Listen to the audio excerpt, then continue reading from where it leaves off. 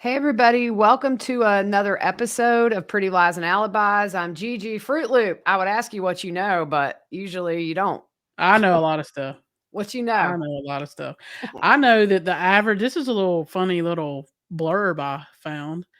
The average person in their lifetime passes 36 murderers in their lifetime. Oh, that's scary. Like in passing, like mall, driving, whatever. 36 murderers. That's insane. Yeah, I That's was like, scary. "What?" That's scary. Yeah. Scary, scary, scary. Well, we've got kind of a full episode, so we're going to jump in real quick. Shout out to Two Cool T-Shirt Quilts. You can go to twocooltshirtquilts.com/ pretty lies and alibis. Get yourself a quilt or a pillow, and or you can give somebody the gift. Yeah. Love my stuff. Love it. Love it.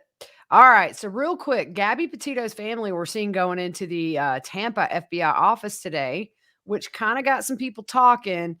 The Yeah. only thing that we know right now, and this is according to Brian Laundrie's family attorney, is that they've come to an agreement with Brian's family over Gabby's property and also the notebook.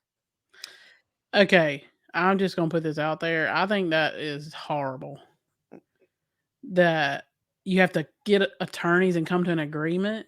Yeah, It's for sure. it's their stuff. It was their daughter. Right. I'm not sure Like, what went on behind the scenes of that, but yeah. the FBI had all that because it was their case. So that's all we know. We don't really know if there was another reason they went into the office today. I guess we will see. So something new about Josh Duggar.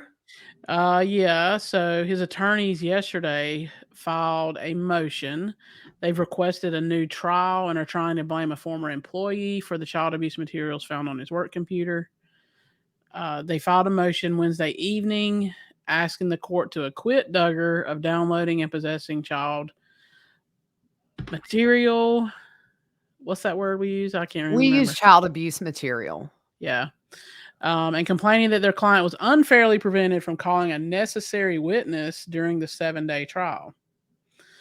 They say that a former employee who worked at the car dealership, who was also a registered sex offender, had regularly used the desktop computer in the months and weeks leading up to May 2019. The attorney said the former employee who had previously been interviewed, I think we talked about this, and they had ruled him out or something, that he had been interviewed by the federal authorities and prosecutors. He sent an unsolicited email to the prosecutor shortly before the trial. The email stated that the former employee had been completely mistaken when he told investigators he had not been at Duggar's used car lot. That's according to the motion. So, while Duggar's attorneys acknowledged that the former employee hoped this email would establish that he was not at the car lot on certain dates in question, they accused the prosecutors of improperly concealing the email until 3 days before Duggar's trial started. They alleged that the former employee sent another follow-up email after the trial started, which included the social media passwords of several other Duggar siblings. Duggar's team said this information would have helped them show the jury that multiple people had password access to various Duggar-related accounts.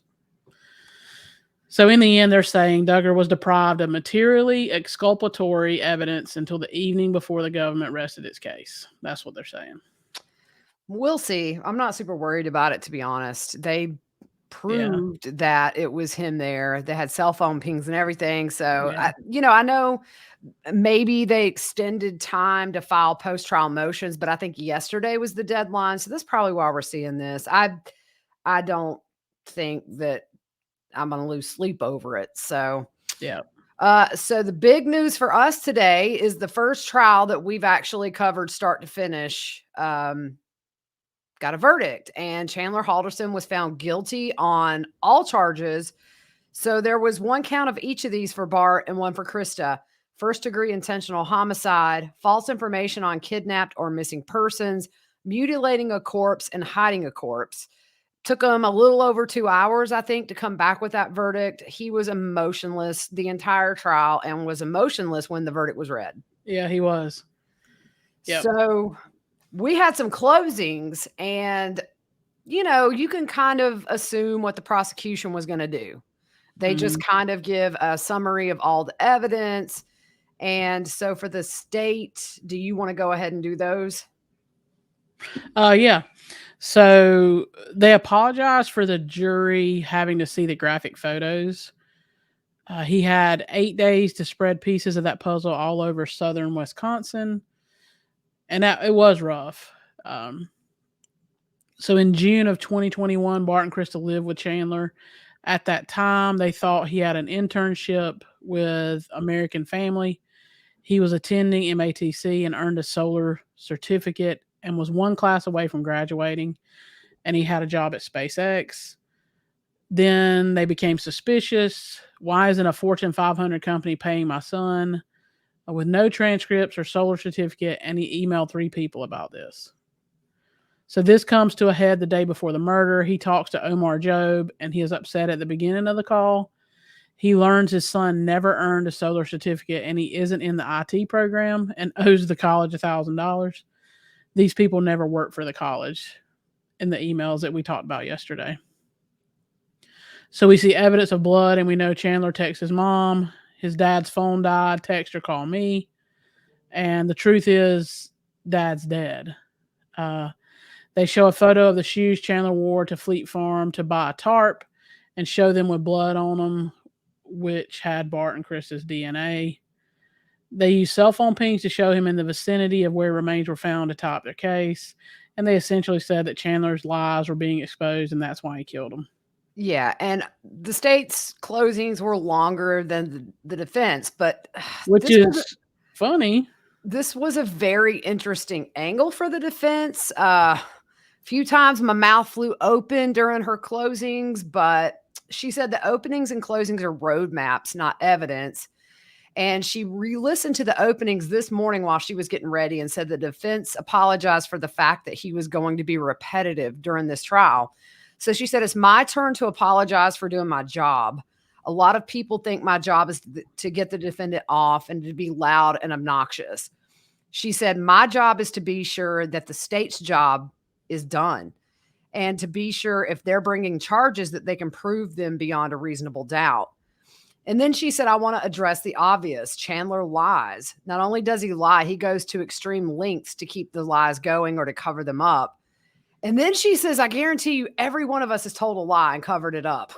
And I'm just pretty sure that's probably correct, but not everybody murders somebody. It's like apples to oranges, that comparison. Yeah. She said he's not charged with lying. He has one charge about lying, which was filing the false missing persons report. She said the state fed you a theory of motive and tainted your view of Chandler. She said, I asked in jury selection what you would think if he didn't testify. And a few of you said you would need to hear from him. And a couple said you would treat him the same as any other witness. And she yells out, bull. You know what? She says, no way. Oh, I mean, she just says, I missed that part. I'm mad. Oh, yeah. She said he lies, and they made a great point of showing he lies. If he testified, you wouldn't believe anything he said. If you would have heard from him, you wouldn't have believed him, and that's fine.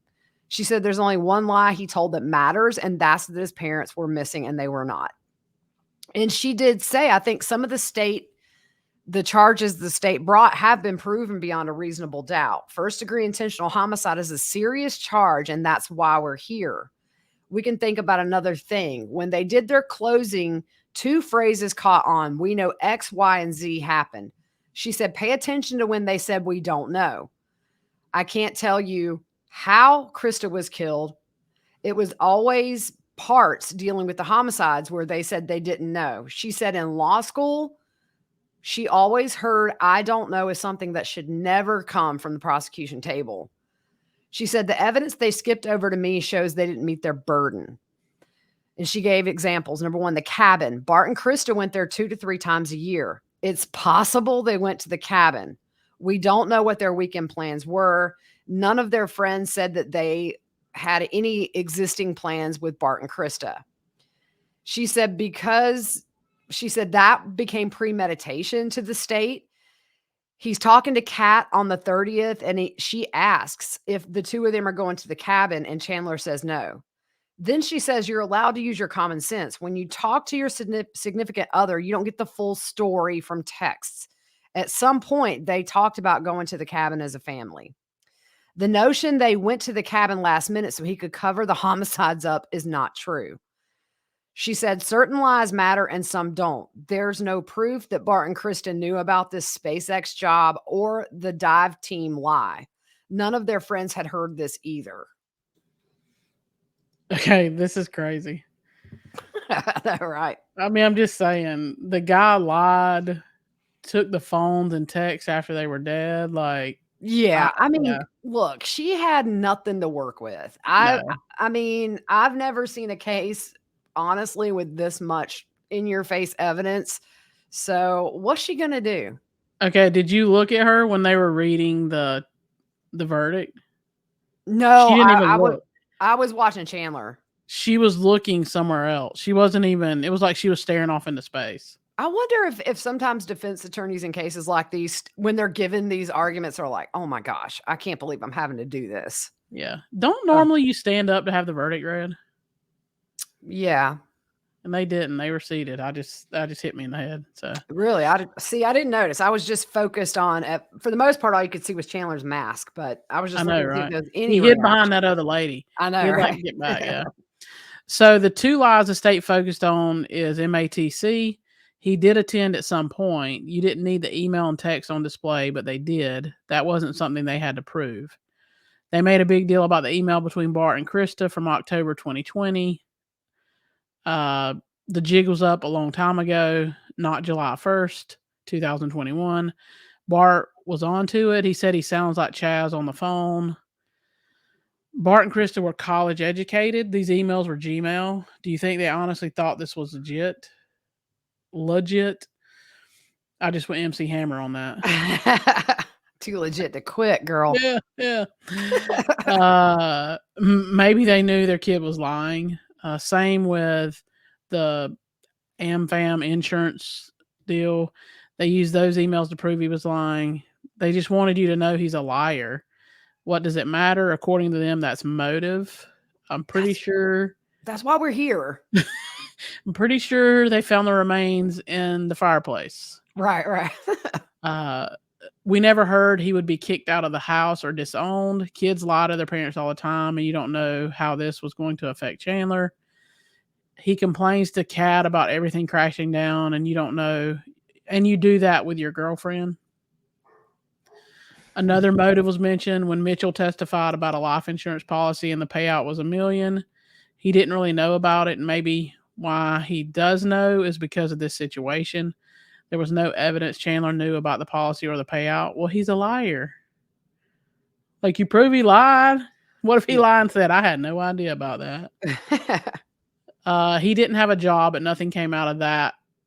Nothing came out that he needed money. Motive doesn't mean intent. Look, when he was going to the Popo station, he asked his girlfriend for $5 for a sandwich. Okay, he needed money. Yeah. I don't think that was the motive, though. I really don't think that it was the insurance policy. I think it was the embarrassment of being exposed on such a large scale. Yeah. The timeline is off. They say the murders happened between 3 and 5. Krista got home after 5. We don't know what the MATC meeting was about. We also heard from Bart's employer about the logins. We know Bart had his passwords written out. You have to make a leap to make this timeline work. Chandler had to know the password, and he had to think to put on a video to keep the computer running. There's no evidence that happened. You heard from the medical examiner. Here's my question. If you're questioning all this stuff, why didn't you have proof and go through this when you were... Yeah. Where's your own experts? Yeah. Because they knew they had nothing. I mean, all you can... Look, her job is to raise reasonable doubt in one thing she says. Yeah. So she's throwing a lot of stuff against the wall and seeing if any one thing sticks. And we know it didn't because he's guilty. Yeah. So you heard from the medical examiner there were 2 to 3 shots. That medical examiner couldn't tell you what kind of gun or wasn't able to tell you how Krista was murdered because they couldn't find the rest of her body, guys. I know, right? I mean, they're acting like they found a full body. We found some legs of hers. Yeah. Yeah. The only way you would have told that is if he poisoned them. Well, I mean, and the thing too is like one of the experts, I think it was one of the medical examiners said, well, the legs didn't jump off the body. Yeah. essentially. Like, they didn't Yeah. detach themselves. Yeah. Yeah. This gun wasn't located until October, and the murders happened in July. He hid it so well they didn't find it until October. Dane County did a thorough investigation in that barn for 3 hours. They found a tarp, but not the gun. They found a bullet fragment and casing in the gun. We don't know when it was put there, and we don't know if this was a gun used on Bart. When we don't know answers, we have to ask, have they proven it beyond a reasonable doubt? A bloody tarp and tools, proof beyond a reasonable doubt. That doesn't prove a homicide happened. It means something awful happened to them. The least you could say is Chandler reacted, but you don't know what happened. I see some of you made up your minds, and that's fine, but did they meet the burden? There's many different types. First, second, and they chose first. What has proven intent? Some searches after the fact. Yeah. So he cleaned and concealed the homicides. Oh my Homicide. Lord, here we go, Fruit Loop. Mhm. Don't get tickled. Uh, but he didn't clear his Google search history. And then she says you can't have it both ways. They had no evidence that he planned this out. No evidence Chandler is a violent person. I think your dad's torso in your girlfriend's mom's woods is proof enough, but whatever. Yeah.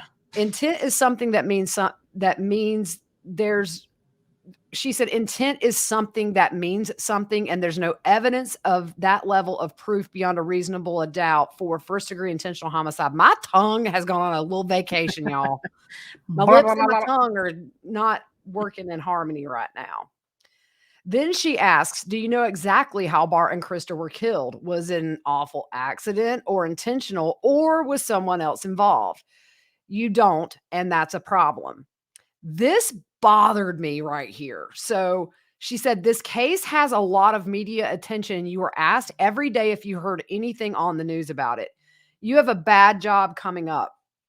You have to go back and look at everything and make sure it came from evidence on the stand and not Google searches or the comment section on YouTube. I'm hoping you didn't, but I'm going to be realistic. She essentially accuses people on the jury of breaking their oath. Yeah, she out to lunch. Oh yeah. You have to take your emotions out of the equation. They said they wouldn't tug at your heartstrings, but she said when Mitchell testified, do you think he needed a giant blow up picture of his parents beside him? Do you think he needed to be reminded of what his parents looked like? And she also said, do you think it was important for Bart's brother to have to testify that he last talked to Bart on his birthday? No. They did it because they want you to feel things because it's harder to separate feelings from fact. You have to do that. And she said, I don't get to come back up here, but the state does. They have the last say.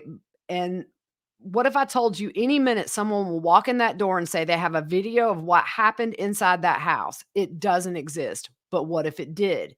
Unless that happens, you have reason to doubt. There are plenty of reasons to doubt a first degree intentional homicide occurred. So the state gets up for their rebuttal. And he says the lies are all that Chandler had. Bart didn't know.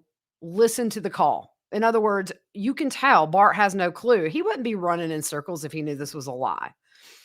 And then he kept saying the defense is going to ask you to lie for Chandler. And he said that 2 or 3 times in different ways. So she calls an objection and they go to a sidebar. The judge comes back on and just tells the jury that openings and closings can be opinion of the evidence in the case, and just to remember that. So they deliberated a little over 2 hours, guilty on all counts. That one's done as Yeah. it should be. Sentencing is going to be either March 17th or 18th. It just depends on some scheduling issues, but we'll keep up with that. There's no death penalty in Wisconsin, so Yeah. he'll get life without parole. Yeah. But interesting case. It was never a whodunit. But like I say, when I was folding those socks that day and heard these openings by the state, I said, well, we got to cover this one because I love forensic stuff, and I knew there'd be a ton Yeah. with dismemberment. Yeah. One of the things she said was she was trying to allude that there could have been somebody else that helped him. Yeah. And I'm like, okay, did you prove it? Like, right. Did you put any evidence up that any other car was seen coming to that house? Yeah. Aside from the ones we know that came, like her friend Dan or whatever. Yeah. I mean, they had an uphill battle from day one with this, but it was really fun covering this because it's, you know, our listeners seem to love this. So we're going to pick up a new one. I'm actually going to start it tonight. Law and Crime is streaming this now. It is a Theodore Edgecombe trial. He's charged with first-degree intentional homicide after shooting and killing another man following a confrontation in traffic. His argument is self-defense. There are videos. So I'm going to start that testimony. It started today. So we're going to catch up, do that tomorrow. We'll keep an eye on this Duggar stuff. Don't forget 2020 tomorrow night for Lori's brother Adam Cox is on there with some footage we haven't seen. We'll be with you guys Saturday to break that down and talk about the new stuff we learned Saturday or Sunday.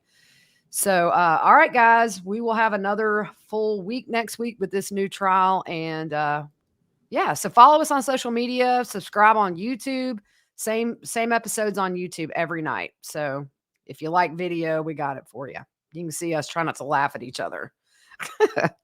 All right, guys, have a good evening. We'll talk to you soon.